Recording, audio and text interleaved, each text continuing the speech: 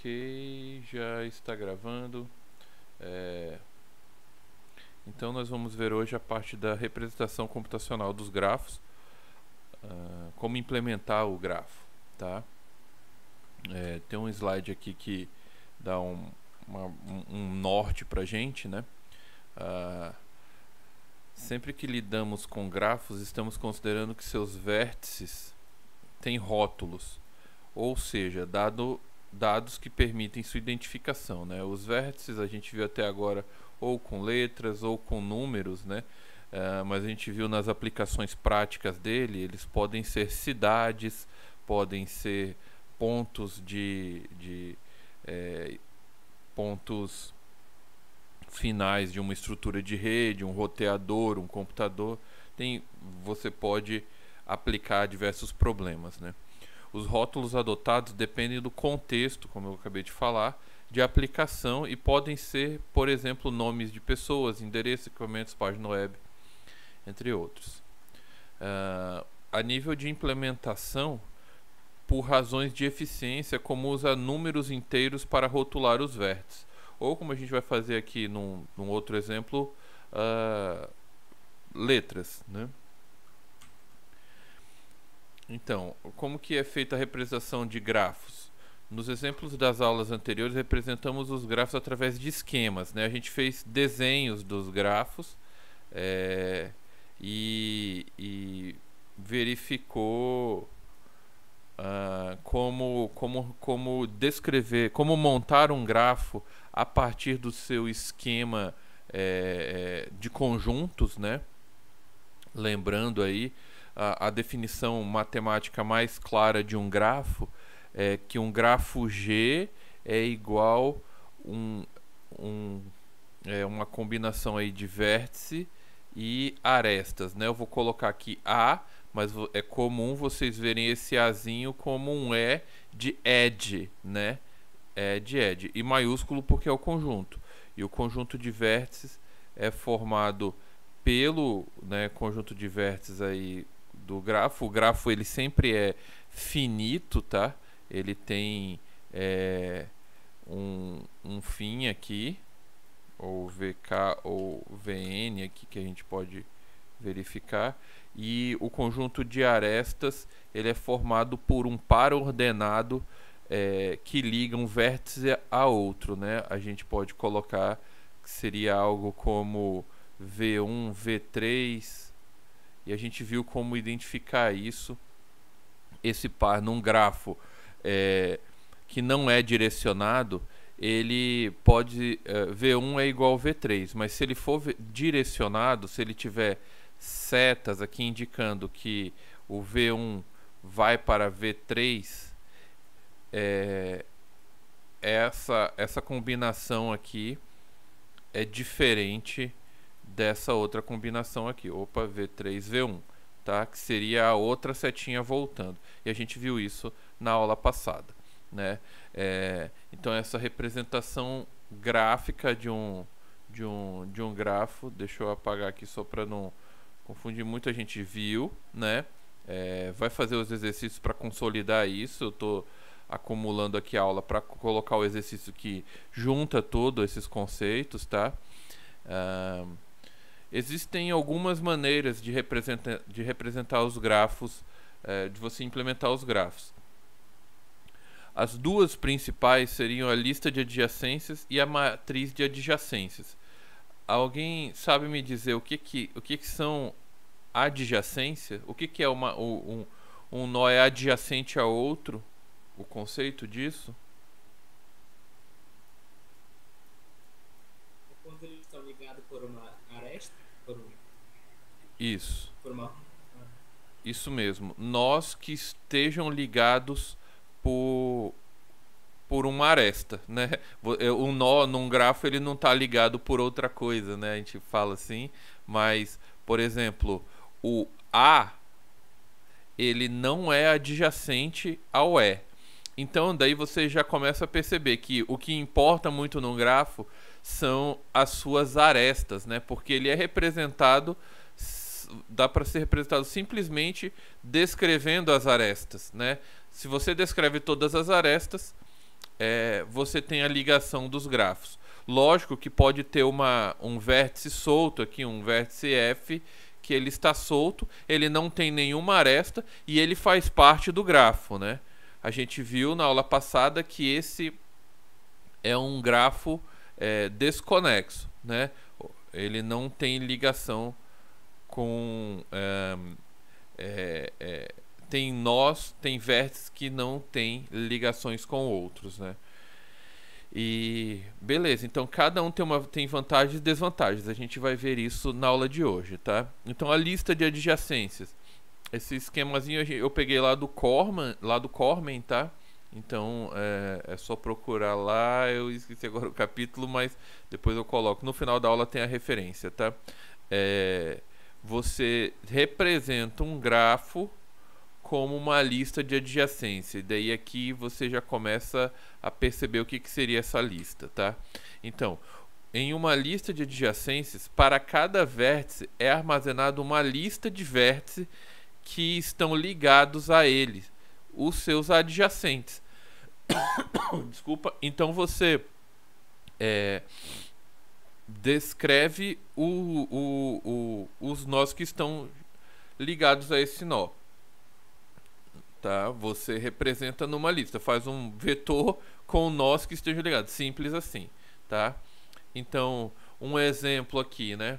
A gente tem esse grafo que é um grafo G com os vértices são representados por números. Normalmente a gente vai fazer assim por eficiência de implementação. E daí você tem uma lista, ó, aqui a gente tem uma lista de vértices descrevendo os vértices. Vai de 0 a 5 aqui no caso. E daí você faz uma lista com os nós que são adjacentes a esse vértice. Por exemplo, o 1 é adjacente, então esse daqui eu estou representando essa aresta. O 0 para o 2, você só vai adicionando os vértices que estão ligados a ele. O que lembra esse desenho aqui? A gente já viu. A tabela do Campeonato Brasileiro. Isso, a tabela hash, né? Ele lembra uma tabela hash, tanto que você pode implementar... Ai, escrevi tudo doido aqui. Você pode representar computacionalmente com uma tabela hash. A gente vai ver na terceira parte aqui da aula, tá? Então, daí você descreve assim, então esse grafo é igual a esse, tá? O 5 aqui, ele não tem ligação nenhuma, então ele está vazio, a sua lista de nós adjacentes a ele. O 0, ele é o que é mais ligado, né? E aqui você pode analisar que a gente tem uma vantagem clara aqui, que seria a principal vantagem da lista de adjacências, é que a eficiência de armazenamento, né, demandando apenas o número de vértices mais o número de arestas. Você não tem espaço sobrando. Você representa realmente o grafo com o tamanho exato que ele possui, tá, na memória. Vai ficar mais claro esse espaço sobrando quando a gente vê a matriz de adjacências, né? Mas na lista a principal vantagem é essa. Uma das desvantagens, né, seria que é elevado o custo computacional para verificar, por exemplo, se dois vértices são adjacentes na ordem de O número de vértices, né? Se você encontra rapidamente, por exemplo, eu quero saber se o 1 é adjacente ao 4, tá? Se tem ligação entre a cidade, se tem uma estrada entre a cidade 1 e a cidade 4, se esse grafo representasse um mapa. Na representação computacional de uma lista de adjacência, eu teria que, para eu buscar o 1 aqui, é O de 1, né? É constante nesse vetor, ele tá ordenado aqui. Mas eu teria que percorrer todos os adjacentes a ele. No caso, eu percorri aqui 1, 2 e eu verifiquei que acabou e ele não está nessa lista. Mas pode ser que o pior caso seja eu percorrer n menos um vértice, porque todos os outros vértices seriam adjacentes ao 1 menos o 4. E daí eu teria o custo computacional. Se eu tivesse um grafo com 1 milhão de vértices, eu teria um certo problema. Na verdade, esse aqui é o pior caso, seria o O de tamanho de... ou O de N, né? No caso, seria o número de vértices. N sendo o número de vértices. Ok? Então, no pior caso, é necessário percorrer toda a lista de adjacências para determinar se dois vértices são adjacentes ou não. Uma lista de adjacências para grafos orientados, você só representaria partindo do seguinte critério: o vértice para onde a seta está apontando, tá? Então você faria essa leitura. Basta respeitar a orientação das arestas na criação da lista de adjacência. Pego 0, ele tem ligação com 1 e tem ligação com o 2, nesse exemplo aqui. Mas tem o 4 tem ligação com ele, mas ele está apontando para o 0, né? A gente viu que tem os vértices de entrada e vértices de saída. No caso, a gente representa os vértices de saída do nó, tá? A gente viu isso na aula passada. Então, daí você vai representando aqui nesse esquema. Cada vértice aqui, nesse caso, tem uma ligação. E esse outro númerozinho seria a parte dos grafos ponderados, os grafos com pesos, né? Uma possível solução é criar um par destino-peso para cada posição da lista de adjacência. Então, o 0 está ligado o vértice 0 está ligado ao vértice 1 e a aresta tem um peso 2, né? O grafo ponderado a gente vai utilizar bastante para achar o menor caminho entre dois vértices, né? E aqui você já identifica, começa a lembrar dos vários problemas que isso ocorre. Eu, de uma cidade, quero chegar a outra no menor caminho possível. Eu faço uma busca, eu faço um caminhamento até chegar nesse grafo, salvando de alguma maneira os pesos desse caminho de um vértice a outro, tá? E daí tem algoritmos bem consolidados que a gente vai ver para achar o menor caminho entre dois pontos, tá? E o vértice tem que ser ponderado, né, para você fazer a aplicação desses algoritmos. Beleza? Então, novamente, o 5 ele não tem ligação com nenhum, ele fica sozinho aqui. Os demais, numa lista de adjacentes com um grafo direcionado, né, orientado, você representa as arestas que saem do nó, né? Tem um nomezinho para um grafo que é direcionado. Como que é o nome de um grafo direcionado? Tem um nome específico.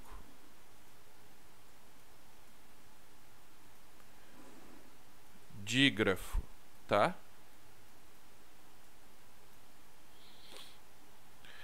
E beleza. E a matriz, antes de entrar na matriz de adjacência, vamos implementar logo para dar uma quebrada que não ficar tão somente teoria, tá? Essa aula aqui vai ser um pouquinho mais prática.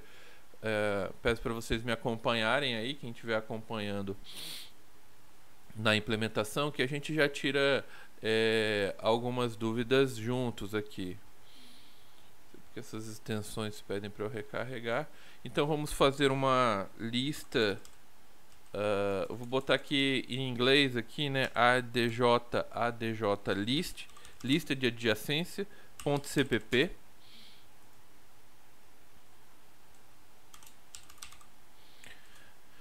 Nós vamos dessa vez implementar utilizando mais os recursos do C++, viu? Tanto que a gente vai utilizar até a biblioteca padrão aqui, tá? Utilizar para fazer a nossa lista de adjacência, a biblioteca list. Beleza? Então já vou importar ela aqui. Using namespace std.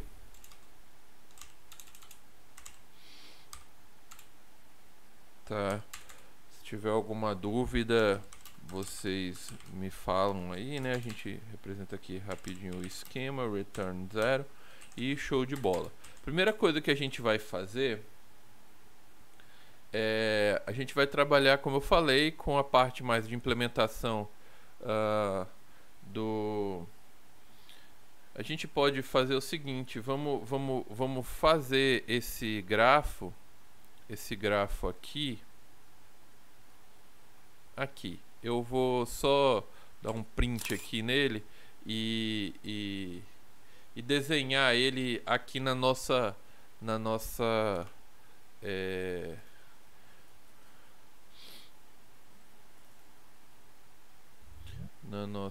telinha, para a gente poder ir acompanhando o que a gente quer, né?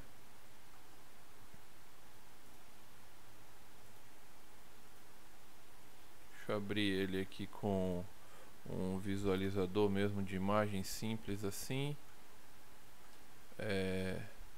Ok.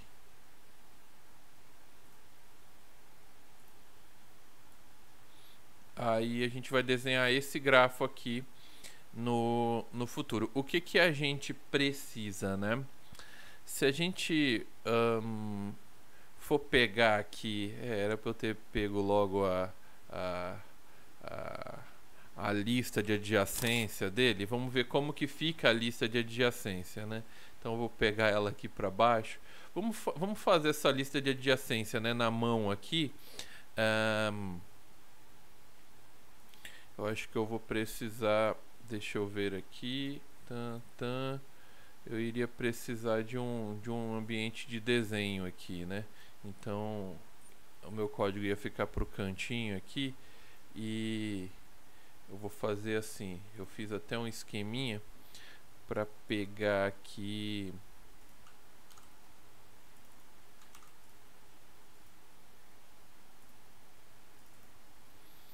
beleza, uma telinha em branco para a gente poder desenhar.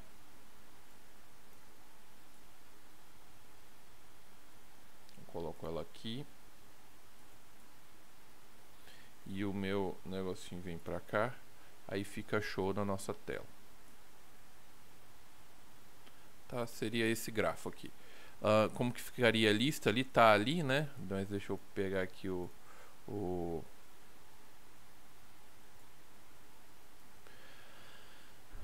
a gente precisa criar uma lista com os vértices, né? Iria ficar os vértices listados aqui, 3, 4 e 5. Esse carinha aqui seria como se fosse um... Aqui você já começa a imaginar como a gente faz a implementação até da tabela hash. Esse cara, ele vai apontar para uma lista que vai inicialmente ficar vazia, e a cada vez que você implementar, vou fazer esse nó aqui do 0 a 1, eu adiciono, eu faço tipo um add aqui, passando o vértice de início e o vértice que eu quero criar, e ele entra aqui, tá?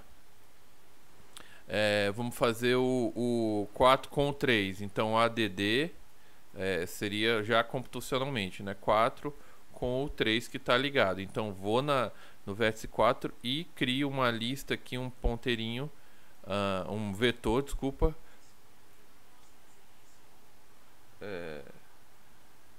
E então a gente precisa dessa estrutura, tá?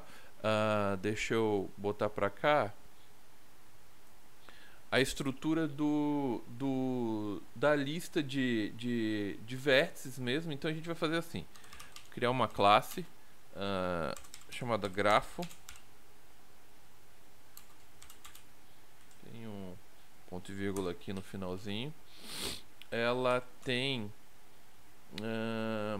um contador aqui, como fosse o tamanho, que vai contar o número de vértices, tá? O tamanho do da quantidade de vértices que ele vai ter. Quando você cria um grafo, como eu falei, o grafo ele é criado finito. Então você meio que sabe o tamanho dele, dá para fazer um esquema para ir adicionando nós, né, em tempo de execução, mas nesse primeiro momento a gente sempre, nos nossos problemas, a gente sabe o tamanho do grafo pré-definido, ok? Então eu vou criar aqui uma variável de controle de número de vértices, e aqui vai ser um array que vai apontar para esse carinha aqui. O que que ele é, no final das contas? Ele é um array de ponteiros, né? Então eu vou criar essa lista aqui utilizando a biblioteca list do C++. Então list de inteiros. Se eu coloco isso daqui, eu crio uma lista ligada que armazena inteiros somente. Mas eu quero uma lista ligada de ponteiros, que eu chamei de L, tá? Então esse carinha aqui é o array de listas. Array de listas. No caso, o array todas essas listas aqui que vão entrar. Tá, ok? Beleza. Então na parte pública, né, aqui da classe, a gente vai, né, fazer o construtor. Aqui eu gosto de colocar aqui os nomezinhos construtor, que é o mesmo nome da classe, é uma função com o mesmo nome da classe, que a gente adianta o trabalho daquela parte de inicialização, né? Ele vai receber um número V aqui que vai iniciar esse número. Então quando eu criar o grafo, quando eu der um grafo aqui assim, graph, eu vou declarar um objeto dessa classe. Então eu dou graph G4, eu estou falando, cara, cria um objeto aí que vai chamar essa função construtora aqui. É uma boa prática. E daí eu inicializo essa variável global aqui. Então eu chamo ela, diz V, recebe o V que eu estou mandando inicialmente. Não vai ser 4, né? Vai ser 1, 2, 3, 4, 5, 6. Então vai ser 6 aqui. 6 vértices. E a outra que a gente vai inicializar é realmente criar o vetor de ponteiros, né? Então a gente precisa pegar o vetor de ponteiros de controle. Isso daqui é como se fosse aquela nossas estruturas de controle. Vamos dar um new nele aqui, chamando new lista. Aqui é como para reservar a memória, como a gente está trabalhando com ponteiros, do tipo int, né, como fosse o malloc aqui do C++, do tamanho V. Então aloca para mim 6 listas, no caso, né, que eu estou passando, desse tipo aqui. Então desse tipo é os ponteirinhos aqui. Beleza? Aí a gente vai fazendo. Então essa é a função construtora, e agora eu vou criar uma função para adicionar, de fato, uma rotina para adicionar. Void add, eu vou chamar de add, tá? Que é a nossa aresta. Ele vai receber um início para onde ele aponta e para onde ele vai, tá? Daí você... E aqui, para fazer esse... qual é a lógica? Quando eu adiciono um vértice, por exemplo, vamos adicionar o vértice que está ligando o 1 e o 2. Deixa eu apagar aqui que está meio... digamos que a gente... Basicamente, quando a gente executar o nosso código aqui, deixa eu aumentar a minha borracha, ele vai estar desse jeito aqui, ó, na memória, né? Armazenado, criado a estrutura da lista de vetores de adjacências, mas não vai... Deixa eu refazer aqui para ficar legal. Então ele criou a lista com as 6 posições que vai armazenar, né, no máximo 6 nós. E daí eu começo aí a gente fez isso daqui. Ele fez a estrutura, criou, a gente tem isso aqui na memória. Eu vou adicionar, se eu chamar aqui a função add 1, 2 aqui, add 1, 2. Então, add, né, que está ali, a gente vai botar só add 1, 2.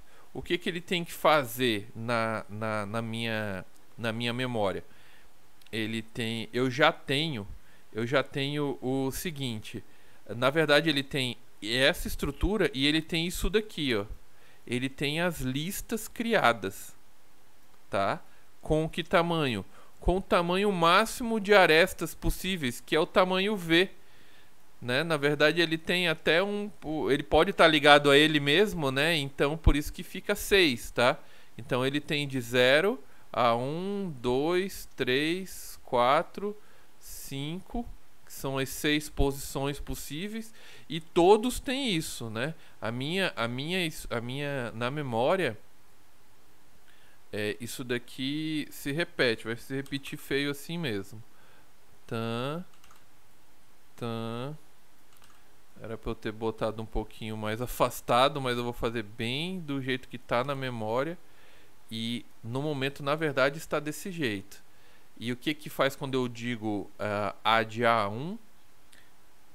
1, 2, quer dizer, ele coloca no 1, ele coloca o 2, ele marca o 2 aqui na lista, tá? 0, 1, 2.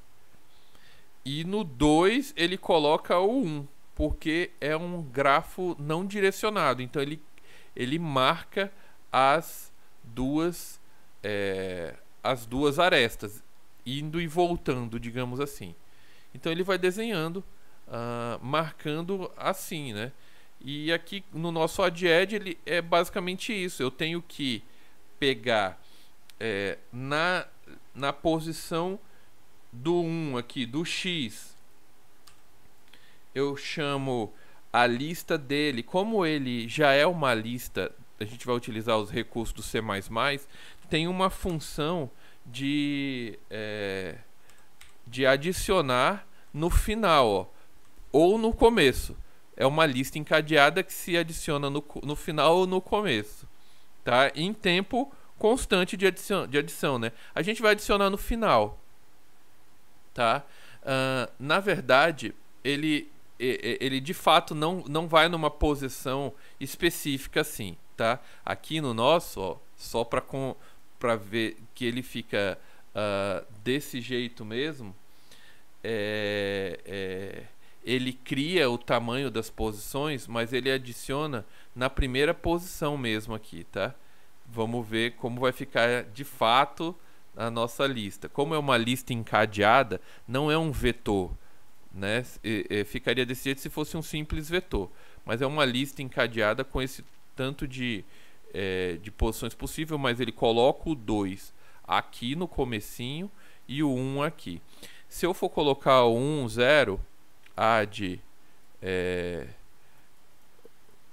1, 0, que eu vou fazer essa aresta aqui, ele coloca o 0 aqui mesmo na continuação e o 1 aqui, tá? Ele vai adicionando assim, beleza? Para ficar bem exato do jeito que a gente está fazendo. Então a gente vai botar pushback e eu falo, adiciona o Y nessa lista aqui, tá? Nessa lista aqui. E eu faço a volta ao contrário aqui. Adiciona na posição Y o X. Se isso fosse um dígrafo, normalmente você faz assim um controlador.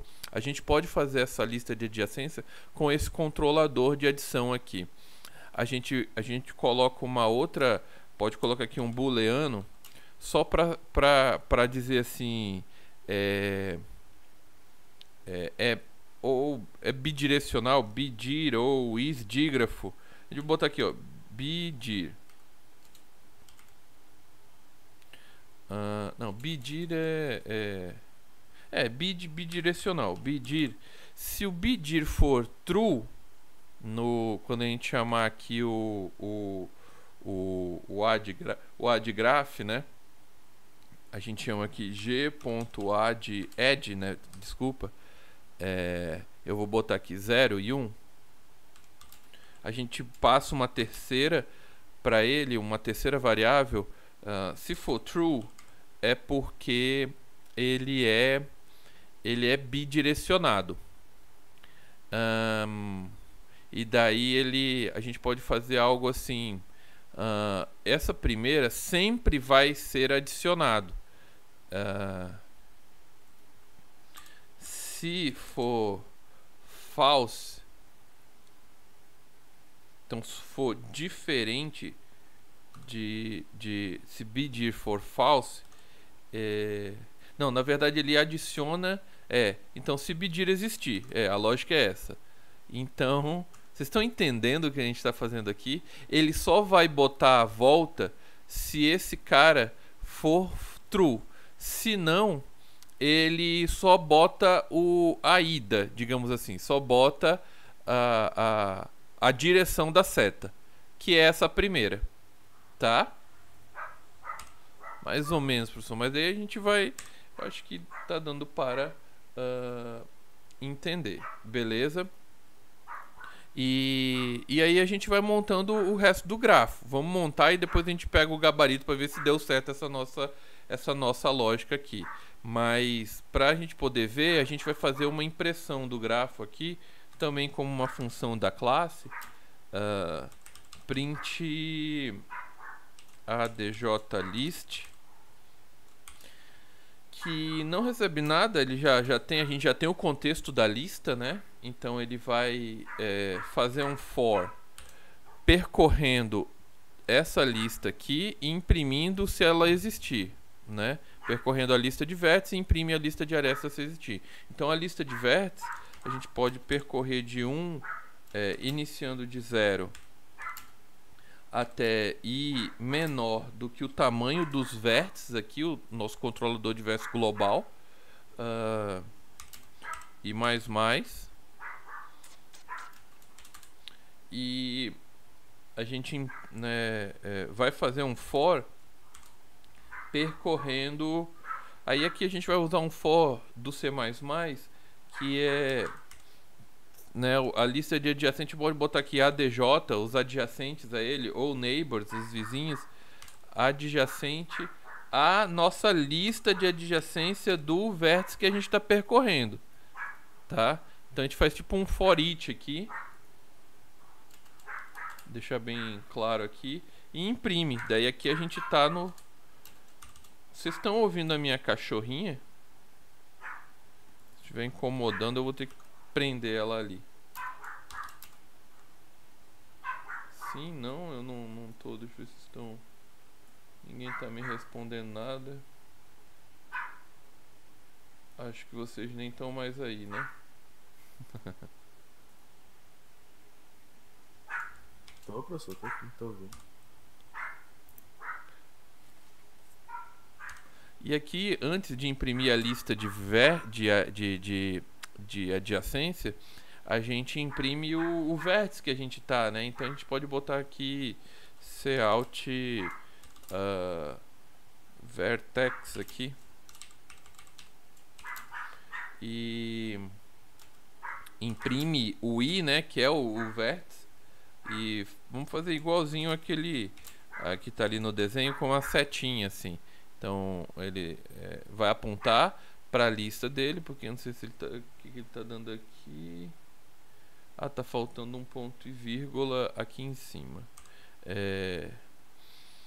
E aqui ele já vai, e para ele quebrar a linha, né, fora do for interno, a gente coloca um endline aqui. Beleza? Um /n. Agora sim, as funções básicas. Depois a gente vai fazer as outras funções, né, que seriam as tarefas, mas a base é essa, entendendo bem direitinho. E vamos montar aqui, então, 0 a 1, 0 a 2, 0 a 3, 0 a 4. E todos são dígrafos. Todos são não são dígrafos no caso, né? Então ele vai adicionar esse cara que vai true. Se esse cara for false, é porque eu só boto a ida, né? A gente vai já fazer então o dígrafo também. Mas então por enquanto tudo é true. A gente já fez a evolução, né? Tem 4 arestas iniciais, ó. 1, 2, 3 e 4. 1, 2, 3 e 4. E daí não precisa eu fazer o 4, 0, né? Como já ficou claro. Ele já vai fazer Aí o 1 com 2. Depois a gente faz um review para ver se a gente adicionou todas as arestas.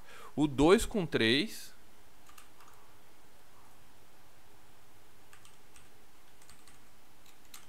E o 3 com 4.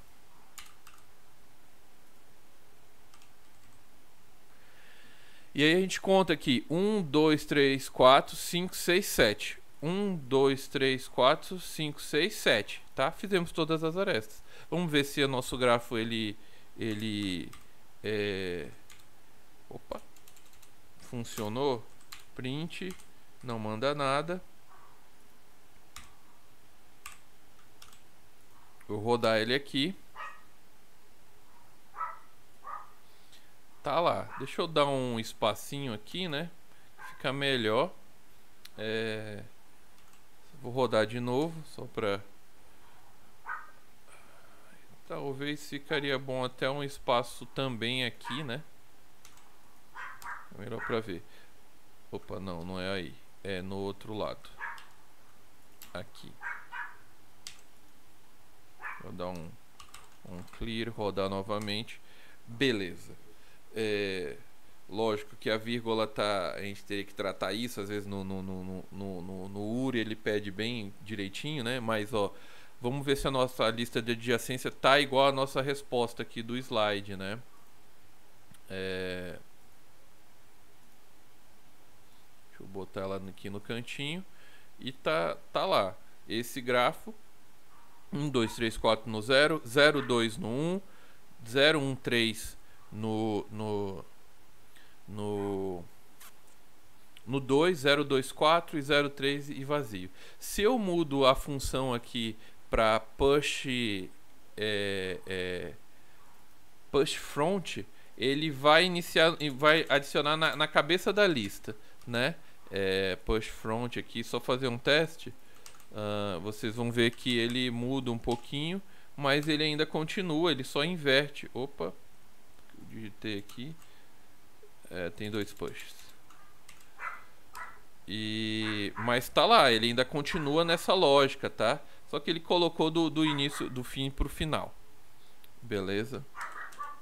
E a gente faz isso em uma mudada aqui, né? O C++ seria interessante por causa disso. Ok na lista de adjacência. Pegamos a ideia aqui. Eu tentei deixar claro aqui. Às vezes não é tão fácil identificar. Deixa eu prender a minha cachorra aqui que está me incomodando. Ela está latindo. Deixa eu dar pausa aqui na gravação. Voltando aqui a gravação.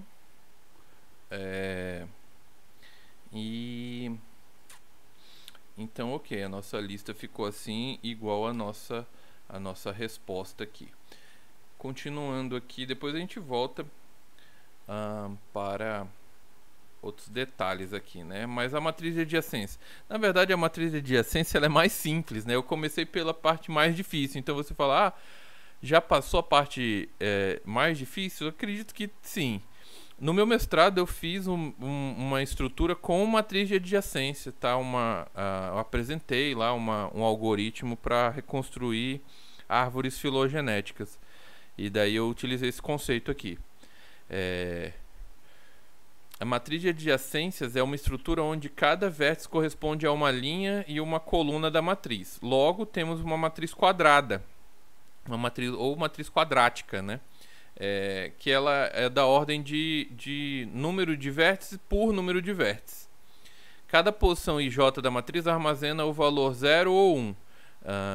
Isso quando você quer somente ligar os vértices, né? 0 indica a existência de arestas de I a J. Opa, 0 indica a não existência de aresta de I para J e 1 indica a existência, né? E no final você vai ter uma matriz assim de zeros e 1 representando um grafo, né? Então, a principal vantagem, a matriz de adjacência é a eficiência para verificar se dois vértices são adjacentes. É O de 1, né? Basta você ir no IJ, você verifica, tem 0 ou 1 aqui, true ou false? Aí, se tiver 1 é porque o I é adjacente ao J, ou seja, a verificação de vizinhança ela é bem simples, né? No sentido de verificar se dois vértices são adjacentes. Não verificar se todos são vizinhos. Quais são os vizinhos de um determinado vértice? Talvez a lista de adjacência seja mais fácil. É só você percorrer a lista de adjacência. Eu quero saber se essa for a tarefa, por exemplo. Quais são os vizinhos de 3? Aí você vai na lista de adjacência de 3 e percorre. E você percorre somente o tamanho da lista, na lista de adjacências, né? Ela é feita para isso. Aqui ela teria esse problema. Eu teria que percorrer todo o tamanho V e verificando se é 1 ou 0 ali, porque eu não sei se ele é 1 ou 0, né? Então a vantagem é que você verifica um vértice adjacente a outro é rápido, mas verificar todas as adjacências também já seria um problema. E o que mais? Onde tem espaço, onde tem 0 aqui, é porque você não está utilizando, mas ele foi criado, foi armazenado, né? Então, a principal desvantagem é o elevado custo de armazenamento na memória, demandando V ao quadrado, né? Ou N ao quadrado, no caso, fazendo essa analogia, de posições na memória. Se eu tiver um grafo muito grande, eu já parto de uma alocação de memória gigantesca, né? Para poder armazenar possivelmente as arestas aqui, tá? Então muitas aplicações não podem sequer serem representadas por uma matriz de adjacência devido à limitação de espaço, ok? E aqui a gente já pula para o grafo orientado. O grafo orientado, você faz a leitura de linha para coluna, tá? Então você parte de I para J. Por exemplo, da linha 0 na coluna J, eu guardo aqui a gente já faz tudo numa tacada só, orientado e ponderado. Eu guardo o 2 aqui. Então na linha 0, na coluna 1, eu guardo o 2, ó, representando um grafo orientado e ponderado numa matriz de adjacência. Por exemplo, a ligação entre o 3, o 3 e o 4, ele tem uma seta, não é o melhor exemplo, eu vou botar o 2 e o 3. O 2 na linha 2, na posição 3, tá? Eu marco. Ele colocou o peso da aresta 4. Na linha 3, na posição 2, está zerado. Não tem a volta. Ele é um grafo direcionado. Então eu só marco a ida nesse caminho. Primeiro, né? E depois o J, linha e coluna. O 3 e o 4 não. Ele vai ter o 7 na linha 3, na coluna 4. E na linha 4, na coluna 3 também. Porque ele é ida e volta aqui, ó. A setinha apontando para os dois caminhos. Beleza? E é isso, não tem muito pra onde correr. Aqui já vou para os exercícios. Como é que a gente implementa? A gente também vai implementar na pegada C++, tá? Vamos até fazer o seguinte. Vamos dar um Ctrl+C, Ctrl+V aqui no lista de adjacente. Eu vou mudar para adjacente matrix. Homenagem aí ao Matrix 4, né? Eu não me lembro quando ele vai vai estrear. Eu vi. Vocês assistiram o trailer? Eu não vi, não. Então vocês não. Mas vocês assistiram Matrix? Ou ainda não?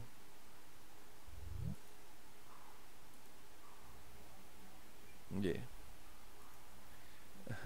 Então vamos aqui, ó.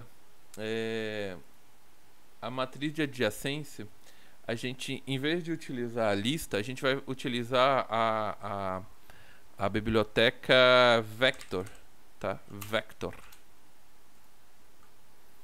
E ela vai seguir muito próximo a essa pegada aqui, tanto que eu vou deixar o mesmo int, aqui não vai ser um array de listas, né? Vai ser a criação da matriz. Você pode criar a matriz do jeito clássico, assim, né? Mas aqui a gente vai criar a matriz utilizando aí um template, né? Template do C++, que é o template do Vector, tá? Que ele nos dá algumas funções. A classe Vector, ela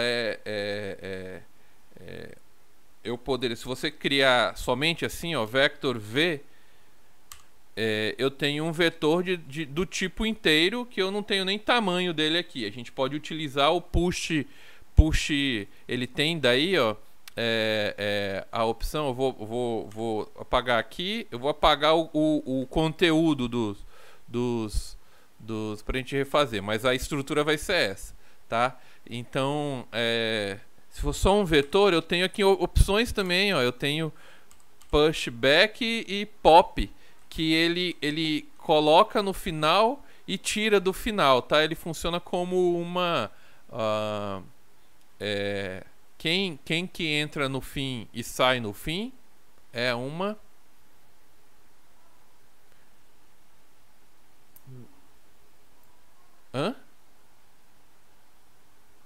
uma pilha, né? Uma pilha. A fila sai do começo.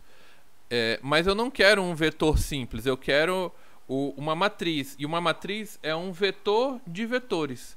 Então eu pego esse cara aqui, em vez de ser somente um vetor unitário, eu boto ele um vetor de vetores e de inteiros. Aí eu tenho uma matriz. Eu não vou chamar de V, eu vou chamar de matrix. Tá? Depois vocês leem a documentação desses carinhas aqui, mas é basicamente isso. Eu vou manter ainda o thisV recebendo o tamanho, que é para eu meio que iniciar minha variável global, né? Quando eu inicio um grafo, ele vai iniciar, e ele inicia fazendo o quê? Especificando o tamanho dessa matriz, tá? E aí a gente usa C++ puro aqui, a função matrix, a matriz nossa declarada, ela tem algumas funções. Ela tem aqui a função, ó, reserve, resize, size, swap, shrink to fit. Eu vou utilizar o resize. O que ele faz? Resize aumenta o tamanho do vetor especificando um número de elementos. Então, resize o tamanho, ó, aqui eu coloco, ó, o size t v e o vector aqui eu também coloco o vector int, que é o que ele está pedindo, basicamente assim. Aqui eu peguei lá da documentação, tá? Como utilizar o resize, ele tava desse jeito. E deu certo aqui, eu fui fazendo o teste. Então eu aumentei a minha matriz para o tamanho, né, do caso 6 por 6 aqui, tá?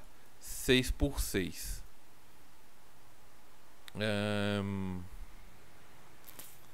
Beleza, é isso aqui no construtor. E na adição do edge aqui, como a gente viu no slide, a gente coloca um para aqui. Vai ser formado de 1 e 0. 0 tem ligação e 1 não.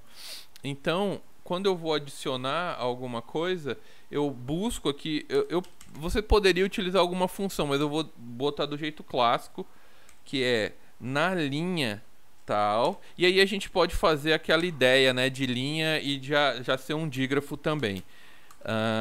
Eu vou utilizar essa mesma lógica aqui do BooDir, BDIR, né? É bidirecionado, já está até aqui. Então, se esse BDIR, se esse bidirecionado vier true, é porque ele não é um dígrafo. Ele aponta para os dois lados, ele corta para os dois lados. Então eu faço não sei porque esse negócio tá indo só para cá. Acho que agora ele vai direito. Aí. Ele bota o YX também. YX. Então, linha e coluna, e depois a coluna e linha também vai, né? Beleza. E ok. É isso. A adição é essa também. Ele só bota lá. E aí o print. O print, a gente, como lembrando a impressão de matriz, a gente precisa de um I e de um J, né, para percorrer as linhas e as colunas.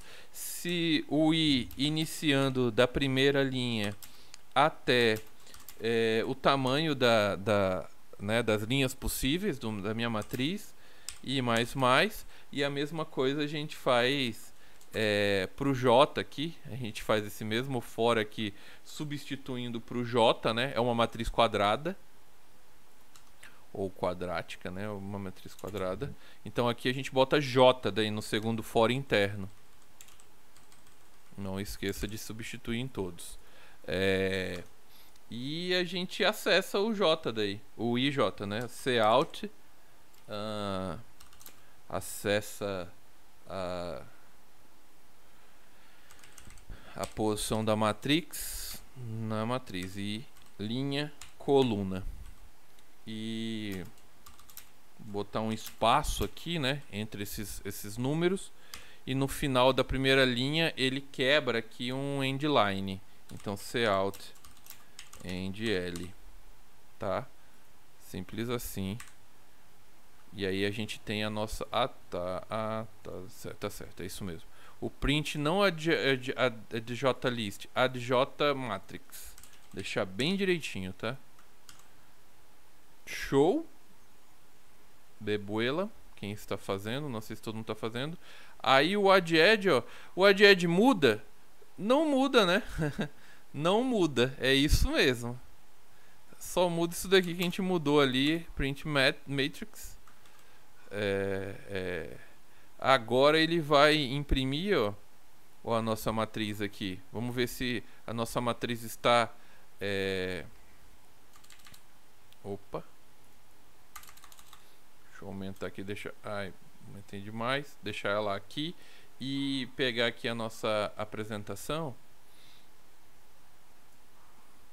Deixa eu ver como é que ficou aqui. Primeira linha 0, 1, 1, 1, 1, 0. Isso. 1, 0, 1. Isso.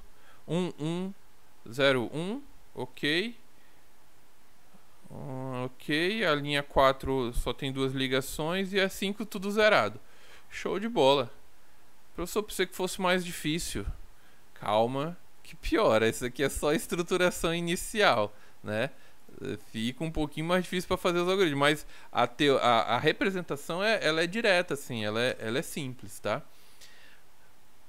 Aí, todo mundo acompanhando, todo mundo entendendo. Vamos fazer então, só para terminar, a lista de adjacência utilizando tabela hash.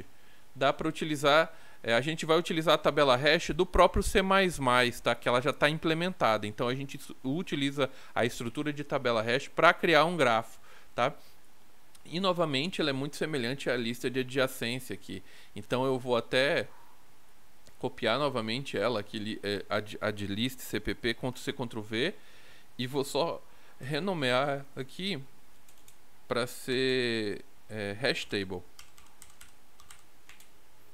tá? Ele fica até em cima, mas você eu vou deixar ela aqui na terceira posição. E aqui a gente vai fazer o seguinte: como a gente vai utilizar uma tabela hash, fica mais fácil para a gente fazer um grafo, em vez de ser com inteiros, vamos fazer com letras, tá? Representar por letras. E aí, onde que fica a tabela hash aqui no C++? Include, deixa eu ver aqui, map, ó, ele tem o hash map, mas a gente vai utilizar o unordered map, que é dá até para pesquisar qual é a diferença deles, mas aqui é um map desordenado, tá? Aqui é um hash map ordenado e aqui é desordenado. Eu vou utilizar o unordered map. Depois a gente procura aqui qual é a diferença de hash map e unordered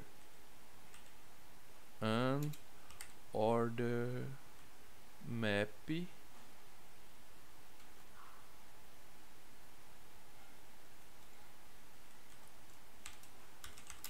C++, deixa eu ver se tem alguma diferença aqui que já, ó, difference between hash map e unordered map. Depois vocês dão uma lida, eu não vou perder tempo aqui, mas tem uma diferença aí que dá pra ver no nome mesmo, né? A parte de você aqui ele fala que é mais descriptive e hints at the class map interfering the unordered map elements. Bom, aparentemente tem uma diferença de velocidade entre eles dois, tá? Mas a gente vai utilizar o unordered map, que é uma implementação de um hash map, tá? No C++. E deixa eu ver aqui. Beleza. Aqui a gente vai fazer de uma maneira diferente. Não vai ser necessário definir um tamanho inicial. A gente vai criar o hash map, ele vai criando, existindo ele vai criando, tá? Então, mas esse cara aqui vai ser o adjlist mesmo, adjlist. A lista de adjacência não vai ser uma lista simples.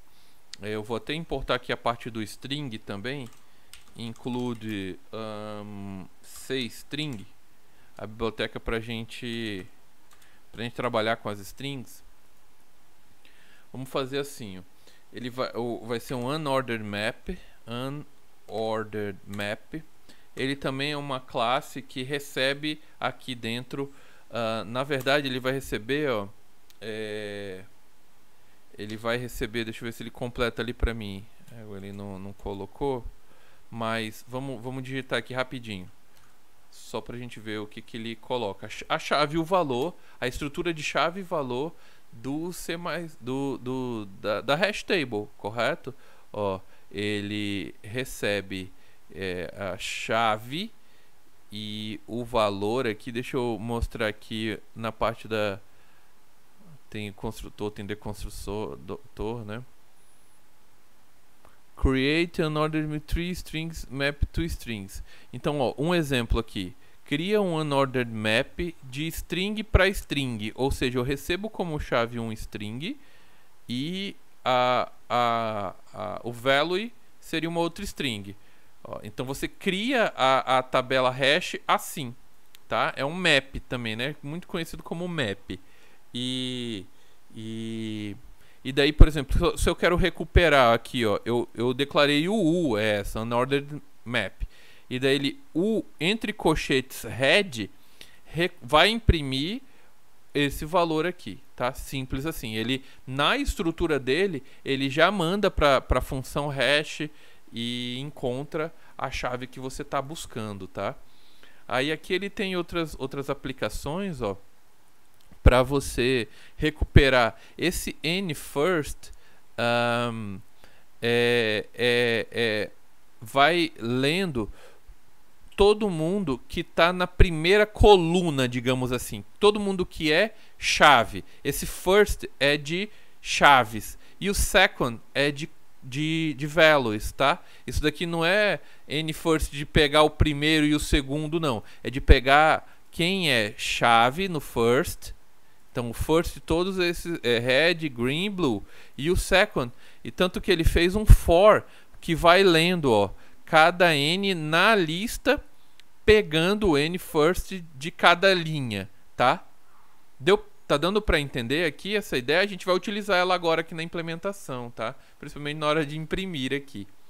Ou você pode fazer dessa outra maneira, ó, iterar imprimindo chaves valor, utilizando structured binding, tá? Desde da versão C17+, a mais recente, né? Que você esse const alto é que você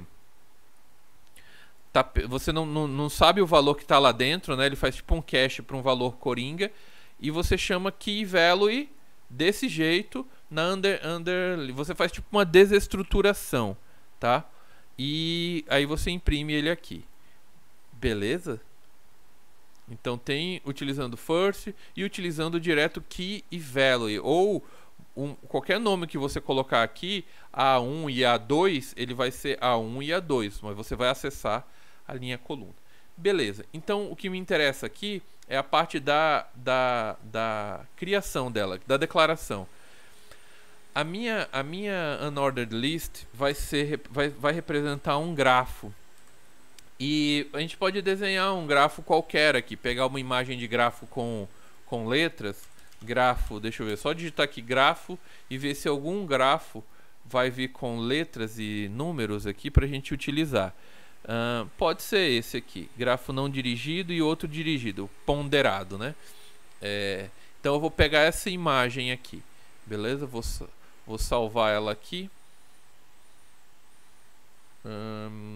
Salvar aqui na de imagens. É o número 2, ele fica aqui em cima.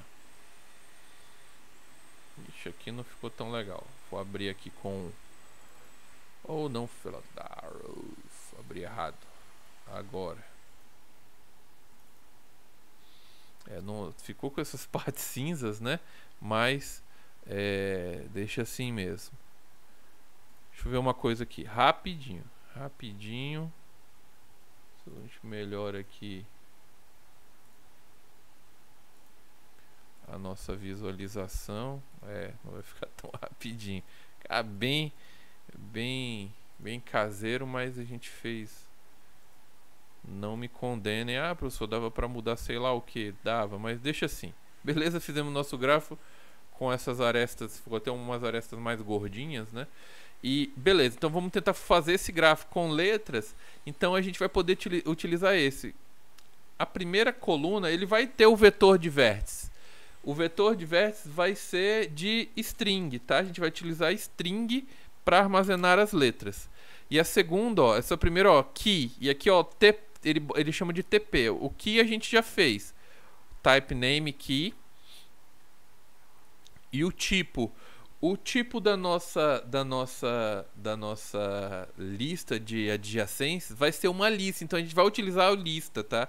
Lista vai ser do tipo lista, ó, aqui, ó, um pouco mais evoluído, né? E aqui a lista vai ser de... a gente já vai fazer a ideia para poder armazenar o ponderado aqui. String int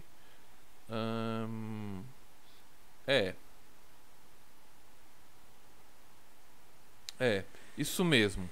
Vai ser uma lista que ele já vai poder guardar o valor ponderado aqui.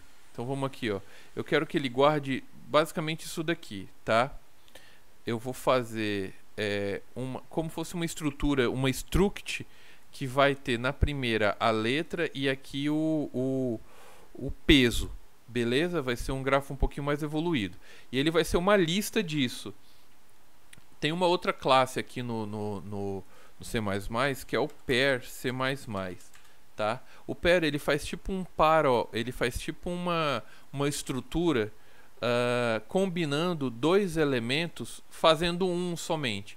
Então, o que que é? Ó? The pair containers is a simple container defined in utility header consisting of two data elements or objects. The first element se referência first, at the second element second. Não confunda com a hash table, não. Ele é só você bota dois elementos e ele fica como um único lá dentro, tá? O pair combina os dois valores de diferentes tipos e provê um jeito de armazenar dois objetos heterogêneos como uma única unidade, tá? Beleza? Então é como se eu quisesse, a gente chama o pair para falar isso aqui, ele tem dois valores aqui dentro, mas a gente consegue buscar ele como um só, tá? Então a lista vai ser desses caras, beleza? Um pouco mais evoluído. Então aqui eu chamo o pair e aí eu boto, ó, fica assim, desse jeito, tá? Chave dentro de maior igual dentro de maior igual. E aqui eu coloco, agora sim eu coloco ele vai ser um pair de string do tipo, né, vai ser uma letra e depois vai armazenar um inteiro que seria o peso, tá? Normalmente a gente coloca assim e aqui vai ser o Lzinho, eu declarei o L dessa lista. Eita, professor, o meu computador tá dando umas travadas aqui. Se ele fechar, a culpa é do computador. Beleza, a gente está combinando, encadeando tipos, mas eu acho que deu para entender. Beleza? E o add, o graph, a gente não precisa, a gente não vai chamar o construtor nesse momento, a gente não vai precisar inicializar. A gente vai inicializar na adição logo. Como eu falei para vocês, não vai ser int aqui, vai ser string x e string y. O booldir mantém, tá? Ele vai manter se é um dígrafo ou não. E aqui eu vou colocar um int do peso. Peso em inglês é width, né? Vou botar aqui WT. Eu nunca acerto a pronúncia direito de peso, né? Peso é o width. Vamos botar como é que é? Weight. Olha, já tá falando width. Width é largura, tem weight, tá? Então, beleza, a gente vai fazer agora que vai ficar um pouquinho diferente. A gente vai fazer o seguinte, ó.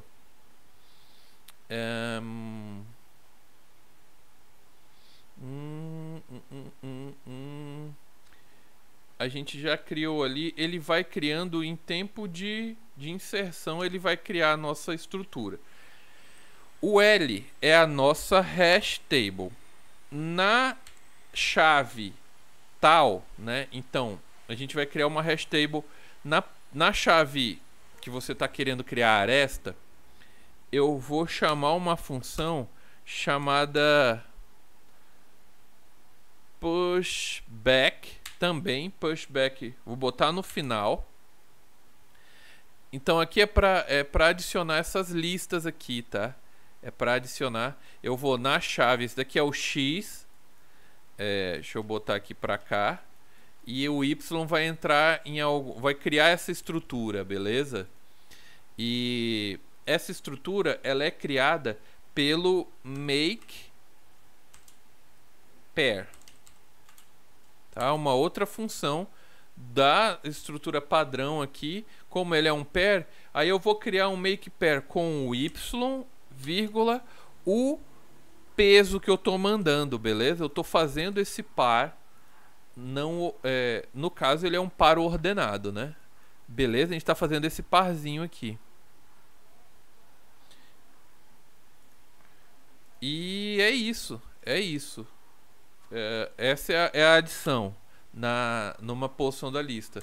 E aí a gente faz a verificação. Se for um dígrafo, né? Se não for um dígrafo, então ele é bidirecionado. Então essa linha vem para cá, só que a gente só substitui o y e x, tá? Beleza, print aqui. Agora a gente vai imprimir. Deixa eu ver aqui. A gente vai imprimir agora.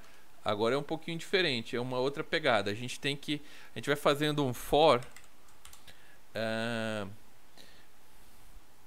Eu vou chamar de semelhante com o que está aqui, ó.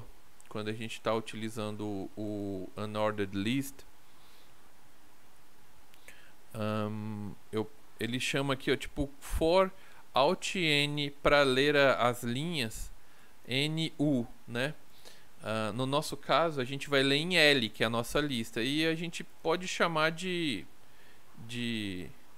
ele chamou de n, qualquer vou chamar aqui de p, tá? Como a linha na lista, tá? Então ele faz tipo um for each para cada eu vou chamar de U aqui, de unordered list, tá? Igual tá aqui, fica mais fácil de ler, ó. Na verdade tá ao contrário, né? Mas beleza. Para cada lista U no meu conjunto de listas, da minha lista ordenada, né? A gente criou aqui uma lista. Eu vou ler as minhas chaves, né? Então, eu recupero. Eu vou fazer o seguinte: eu vou recuperar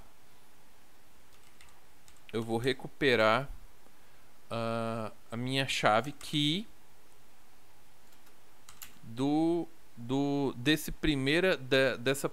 dessa primeira coluna. Nesse U, ele tem a primeira coluna, o first e o second, tá? Que é a chave e o valor. A chave, ele tá em U.first.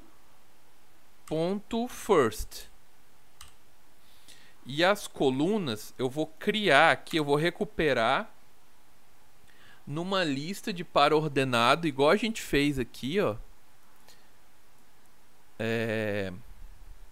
Pair, nesse segundo aqui. Beleza, a gente vai declarar o value, beleza? Que seriam as adjacências. Vou botar aqui adjacências para vocês entenderem. Ele vai recuperar esse vetor de adjacência, esse vetor de pares ordenados de adjacências, tá? E eu recupero ele com o Uzinho second ali. Mas calma lá, a gente não imprimiu nada, a gente só recuperou as partes, tá? A gente só recuperou as partes. E agora eu posso imprimir aqui, ó, o que pode ser uma cidade, alguma coisa assim. Eu vou imprimir ele aqui, inicialmente. Esse key aqui. E boto lá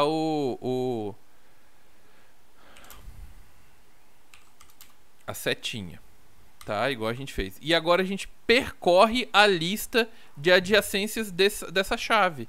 Então a gente faz também um for. Vou chamar o alto aqui, pegando o ADJ, né? O adjacente, o nó adjacente na lista de adjacências.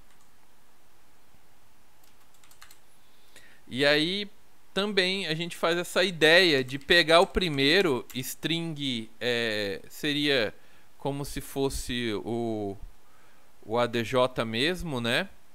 Eu vou renomear aqui como destino,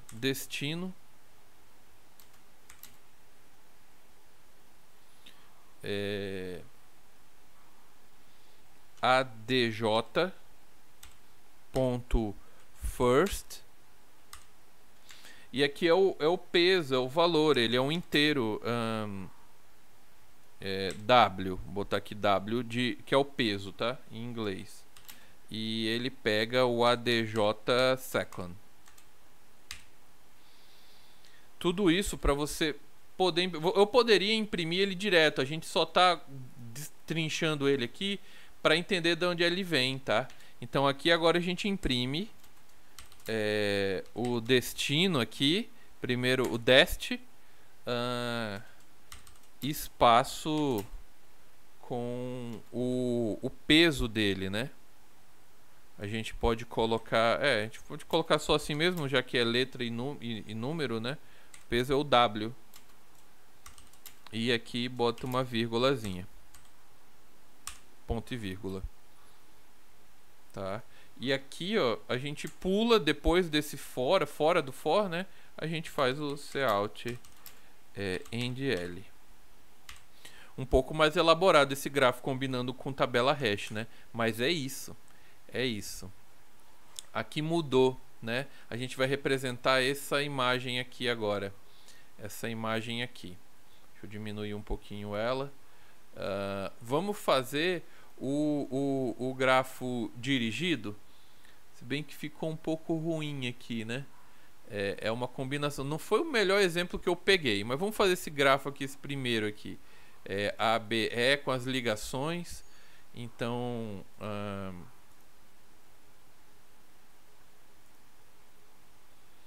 aqui eu vou colocar aqui no cantinho para ele ficar aparecendo. E aí eu não preciso declarar o tamanho. O nosso grafo ele vai entrando de acordo com as arestas que a gente vai adicionando, tá?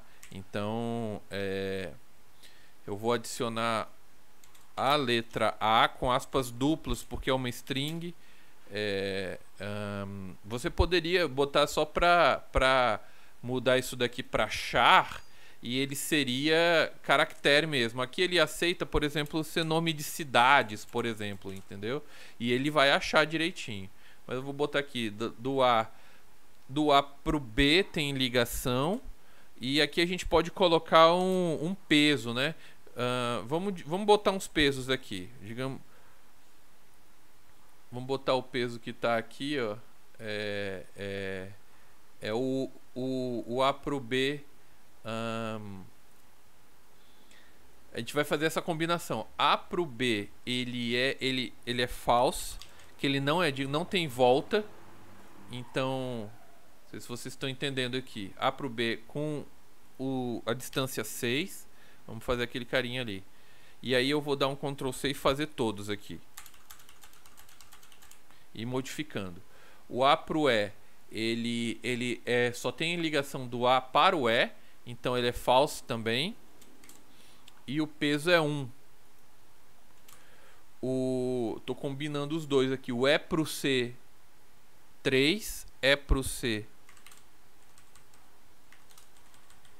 3.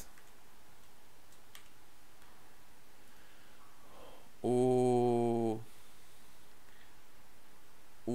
D ele vai pro C e pro E. Vai pro C e para o E. E o peso dele é 2 e 4. Pro C é 2. Pro E é 4. Tem ligação do D pro E também. Não, do B pro D. B pro D. E o peso é 8. Deixa eu ver se foram essas as arestas. 1, 2, 3, 4, 5, 6. 1, 2, 3, 4, 5, 6. Então a combinação desse dígrafo, grafo dirigido, com esse ponderado, deu esse resultado aqui. Vamos ver como é que ficou. É isso mesmo. Vamos salvar, executar.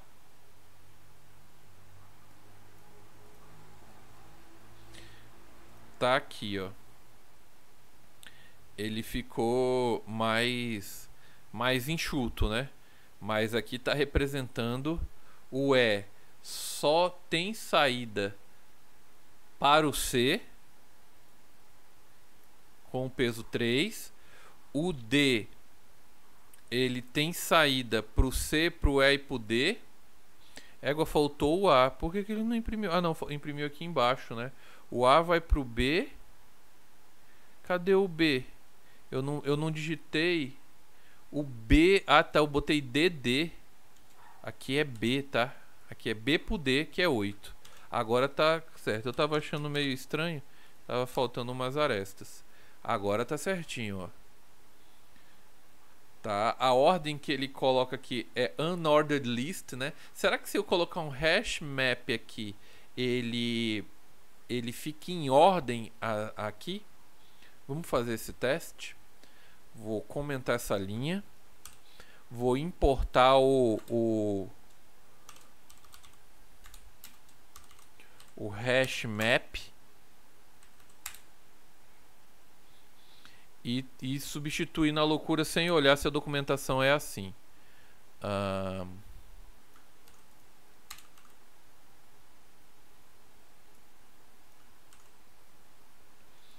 Não é unordered map, é um hash map. Deixa eu ver se ele, ele já deu um ruim. Não é um módulo. Não vai dar. Então deixa assim mesmo. Depois procurem para ver se tem alguma estrutura para ele ficar ordenado, né? A gente viu que o hash map desordenado é para ele fazer a ordem da colocação das chaves, né? Do mapeamento. Por isso que ele ficou meio desordenado aqui. E também foi na ordem que ele entrou, né? Se bem que não na hora que ele entrou, eu adicionei esse e ele imprimiu o meu map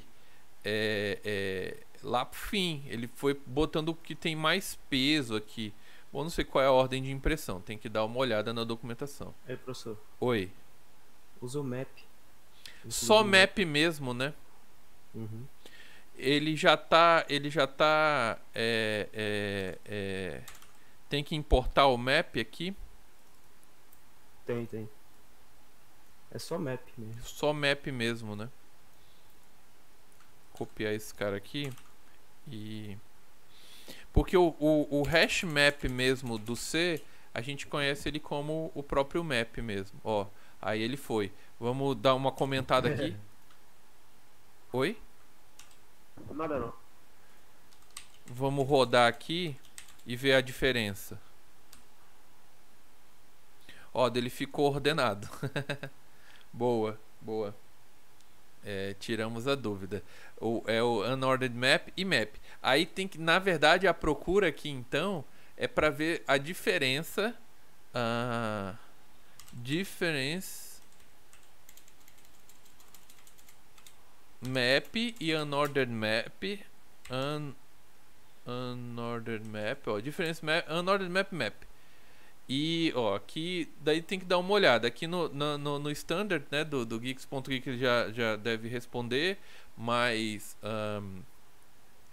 possivelmente como o map ele ordena, ele ganha na hora de você buscar. O outro ele ganha na hora de você inserir. Então aqui ele está usando o unordered map primeiro, daí tem que dar uma olhada. O unordered map é uma associated container that store elements formed by the combination key value and mapped value. The key value is used to uniquely identify the element and a map both key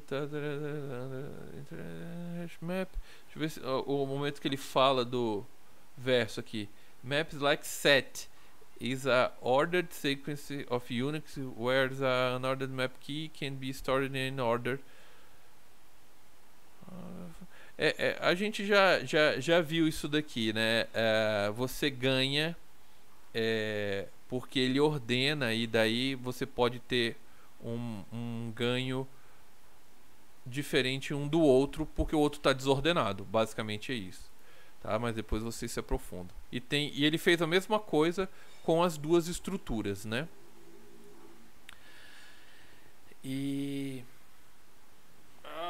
Beleza, então. Deixa eu parar a aula aqui, que seria isso.